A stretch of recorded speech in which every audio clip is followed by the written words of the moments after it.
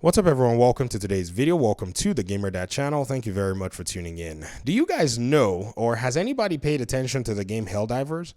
Now, if you've paid attention to this game, you'll realize that there's a theme or a trend about it. The game is an extraction shooter. A lot of people are kind of distancing themselves away from looter shooter with the game, even though the game has loot for sale that's supposed to, or gear for sale, and stuff for sale, apparently from what I've seen, that's supposed to help you, with time savers and, be a little stronger and all that. That's kind of a wimpy game paradigm. You don't put things like that in a video game because it's like pay to progress in a sense.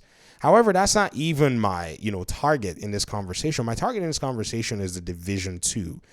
Helldivers is using an extraction piece of a PvE, game in a sense, and are making money from it, which this particular game mode that they have going on for them is a slice of what the Division has accomplished over the years.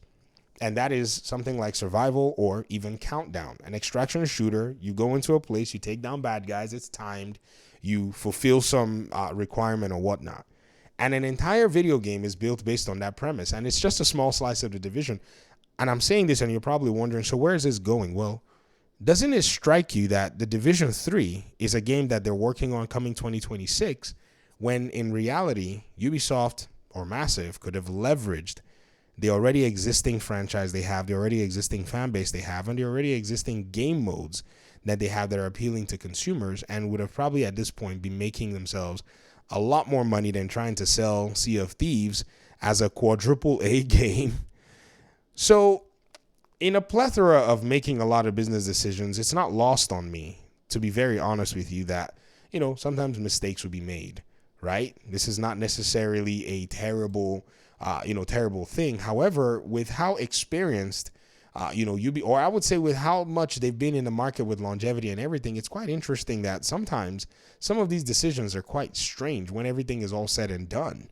I would never, or nor would any Division player, nor would any Tom Clancy player, nor would any player who plays Ubisoft games have put the Division aside.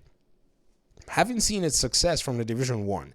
Haven't even seen the success of the Division 2, even when console sales were low and the PC sales were basically able to carry the game. Haven't seen all of that to then decide, oh, you know what? We're going to go ahead and we're going to make other more expensive IPs, a Star Wars IP and an Avatar IP, because we're going to pay these licensing fees, right?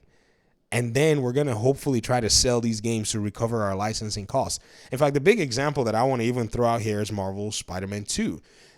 Just recently, it's just been revealed that Marvel Spider-Man 2 has sold 10 million copies. November is when the game came out. The game is right now at 10 million copies. And for those of you who were paying attention, when Insomnia got hacked, they needed to sell 7.2 million copies of that game to break even.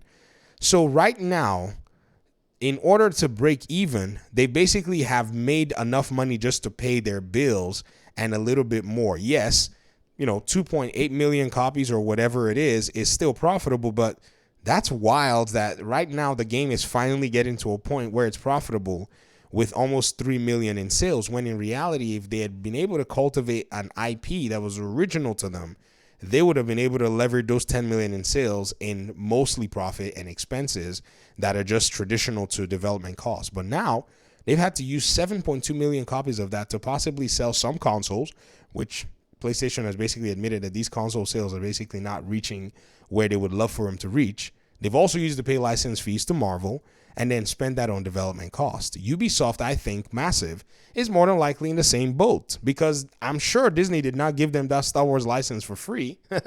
I'm sure they had to pay for it some way or the other, and Outlaws is coming, so we're going to see how that does in sales. And I'm sure that James Cameron did not give them, and Storm, I think that's the name of his production company, and Disney, whoever owns it, did not give them Avatar for free as well. So we're going to see how they get to pay for that, because it doesn't seem like Avatar was strong on sales.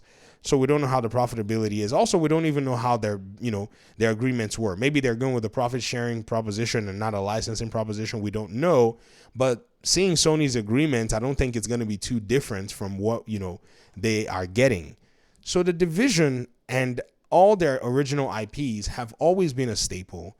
And I wish that they would just buried their feet deep into making these IPs pristine and not chasing some fantasy out there, because it's almost antithetical to their business model. And I remember having seen in earnings calls in the past, Ubisoft talk about how they're proud of their original IPs and they have more IPs than other companies that were in the same or similar boat with them at the time.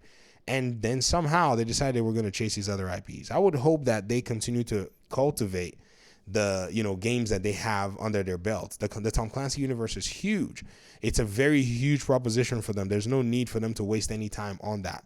And seeing that the Division is also basically getting slices of it being used to make games, or at least used to make fake trailers of games that are not ready to make yet, like the day before. I mean, it's a no-brainer that they need to bear down on the development and support of this IP, the franchise, and even other surrounding IPs and franchises that seem to have enough players that are interested in playing them. I'd love to hear your thoughts in the comment section. Talk to me. This is a very interesting conversation, and hopefully we'll talk pretty soon. Need another one. Peace out.